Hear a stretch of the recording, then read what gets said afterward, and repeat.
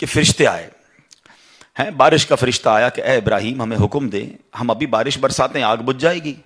اتنی بڑی آگ میں ایک روایت کے مطابق 7 دن اور ایک روایت کے مطابق 40 ڈیز آپ رہے ہیں۔ مطلب لوگ ایزیوم کر رہے تھے کہ چیپٹر کلوز۔ حضرت جبریل آئے، کہتے ہیں اے ابراہیم آپ ہم سے مدد نہیں لے رہے، اللہ سے تو کہہ دیں، اللہ سے تو عرض کر دیں، لیکن آپ کا لیول یہ تھا، آپ فرماتے رب دیکھ رہا ہے نا۔ اللہ کی ساری مخلوق نے اللہ سے کہا، پرندوں نے چرندوں نے، اللہ دنیا میں ایک ہی تیرا نام لینے والا ہے، اگر یہ بھی گئے تو بچے گا کون؟ مدد فرما۔ پوچھتے ہو ان کو توڑ پھوڑ دیا ہے کسی نے، اور سب سے بڑا خدا موجود ہے، اسی سے پوچھ لو تمہارا جو باطل خدا ہے۔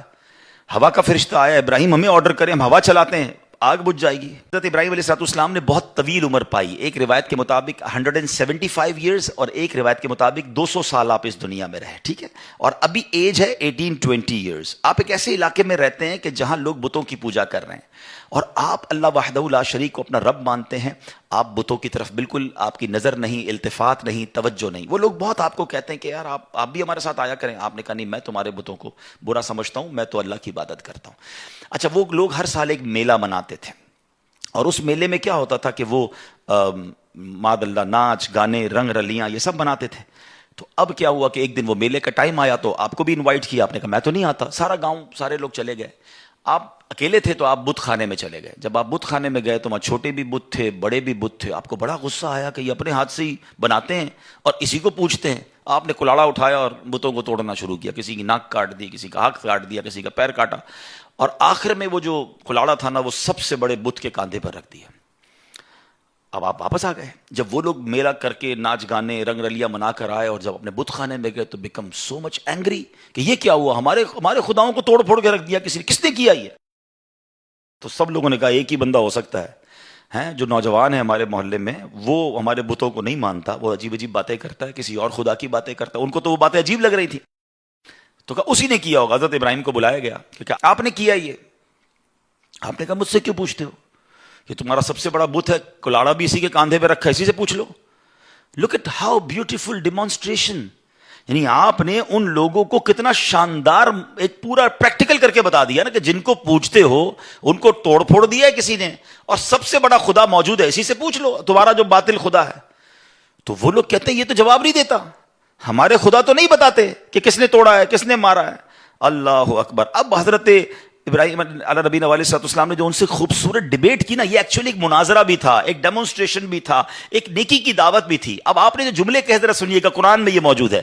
آپ فرماتے قال افتعبدون من دون اللہ، فرمایا تو کیا اللہ کے سوا ایسوں کو پوچھتے ہو، ما لا ينفعکم شیئا ولا یضرکم، جو نہ تمہیں نفع دے سکتے نہ نقصان دے سکتے ہیں، اپنے آپ کو بھی مرنے سے نہیں بچا سکتے۔ اف لکم، تف ہے تم پر، وَلِمَا تَعْبُدُونَ مِن دُونِ اللَّهِ، اللہ کے سوا کسی اور کو پوچھتے ہو۔ افلا تعقلون، تم میں عقل نہیں ہے؟ Look at how beautiful words. اگر ہدایت والے دل ہوتے تو سمجھ جاتے کہ ہم کر کیا رہے ہیں، مگر اگر کہتے ہیں نا دلوں پر مہر ہو تو بہت سامنے کی بات بھی سمجھ نہیں آتی، اور آج بھی ایسا ہے۔ کچھ لوگوں کو آپ قرآن سنا دیں، حدیث سنا دیں، ان کو بزرگان دین کے اقوال سنا دیں، لیکن نہیں ماننا تو نہیں ماننا۔ تو وہ لوگ، حالانکہ حضرت ابراہیم نے خوبصورت ڈیمونسٹریشن دیا، مگر وہ تو آپے سے باہر ہو گئے۔ کہتے اس نوجوان کو پکڑو اور ان کو جلا دو۔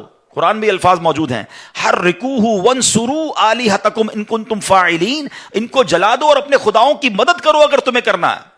اب ایسا ہی ہوا، آپ کو پکڑ لیا گیا اور اب آپ کو جلانا ہے۔ اچھا، ایک 18-20 سال کے نوجوان کو جلانا ہے تو چھوٹی سی آگ کافی تھی، مگر ان کو خوف کتنا تھا کہ ہسٹری آف یونیورس میں اس سے پہلے اتنی بڑی آگ نہیں لگائی گئی تھی۔ بہت بڑا الاؤ، بہت ساری لکڑیاں جمع کی گئی، کئی دن کی محنت کے بعد ایک آگ لگائی گئی۔ اتنی بڑی آگ تھی کہ وہ نو فلائنگ زون بن گیا تھا، کوئی پرندہ بھی اوپر سے نہیں گزر سکتا تھا، جو پرندہ گزرتا وہ بھی جل جاتا تھا۔ اب اس آگ میں حضرت ابراہیم کو ڈالنا تھا تاکہ خوف پیدا ہو، فیئر پیدا ہو، آپ اپنے عقیدے سے پھر جائیں۔ مگر سبحان اللہ، آپ کی زبان پر تو سبحان اللہ، اللہ کا ہی نام تھا، اللہ کی حمد و ثنا تھی، اور آپ اللہ رب العالمین کے گیت گا رہے تھے۔ تو اب کیا ہوا کہ فرشتے آئے ہیں، بارش کا فرشتہ آیا کہ اے ابراہیم ہمیں حکم دے، ہم ابھی بارش برساتے ہیں، آگ بجھ جائے گی۔ آپ نے کہا نہیں، میرا رب دیکھ رہا ہے، مجھے تمہاری مدد کی حاجت نہیں۔ ہوا کا فرشتہ آیا، ابراہیم ہمیں آرڈر کریں، ہم ہوا چلاتے ہیں، آگ بجھ جائے گی۔ کہ نہیں، رب دیکھ رہا ہے، اگر رب کی مرضی ہوگی تو وہ مدد کرے گا، باقی میں رب کی رضا پر راضی ہوں۔ توکل کا لیول 18-20 ایئرز میں دیکھیے گا. ٹھیک ہے. اچھا اب جب بالکل ٹائم آ گیا نا آپ کو آگ کی طرف پھینکنے کا, تو حضرت جبریل آئے, کہتے ہیں اے ابراہیم آپ ہم سے مدد نہیں لے رہے, اللہ سے تو کہہ دیں, اللہ سے تو عرض کر دیں. لیکن آپ کا لیول یہ تھا, آپ فرماتے رب دیکھ رہا ہے نا, اگر اس نے مدد کرنی ہے تو ٹھیک ہے, ورنہ میں اس امتحان کے لیے راضی ہوں. جے سونا میرے دکھ وچ راضی. وہ شاعر کہتے ہیں نا, یہ سمجھیے گا بات, بعض اوقات ہمیں تکلیف جو دی جا رہی ہوتی ہے نا, اس میں رب کی رضا ہوتی ہے. ہمیں آزمایا جا رہا ہوگا, ہو سکتا ہے میرے گناہ معاف کرنے کے لیے آئی ہو, میرے درجے بلند کرنے کے لیے آئی ہو, مگر ہم ہار جاتے ہیں. حضرت ابراہیم کا کانسیپٹ دیکھیں.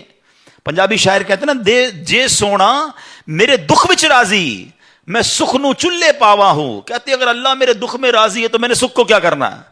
کہتے رب دیکھ رہا ہے, وہ بڑا کارساز ہے.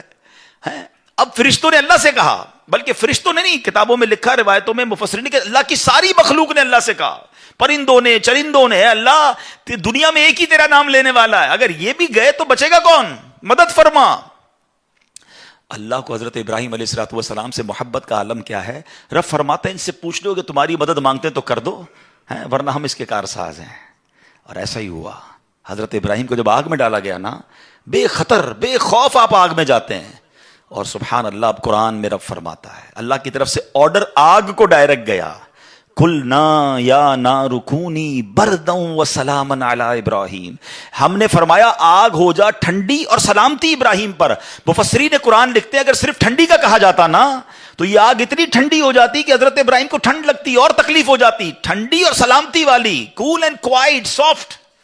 اچھا اتنی بڑی آگ میں حضرت ابراہیم کتنی دیر رہے. ہم 1 منٹ چولہے کے آگے کبھی کبھی غلطی سے ہمارا ہاتھ لگ جائے تو ہماری میموری میں کہتے ہیں پڑپوٹا ہو جاتا ہے, بڑا سا پھوڑا ہو جاتا ہے. سارا مہینہ یاد دلاتا رہتا ہے کہ بھائی آگ میں یا کسی جگہ لگ گیا تھا, پتیلے پہ ہاتھ لگ گیا تھا. اتنی بڑی آگ میں ایک روایت کے مطابق 7 دن اور ایک روایت کے مطابق 40 ڈیز آپ رہے ہیں. مطلب لوگ ایزیوم کر رہے تھے کہ چیپٹر کلوز, مگر جب آپ باہر آتے ہیں تو آپ کا بال بھی بیکا نہیں ہوتا ہے.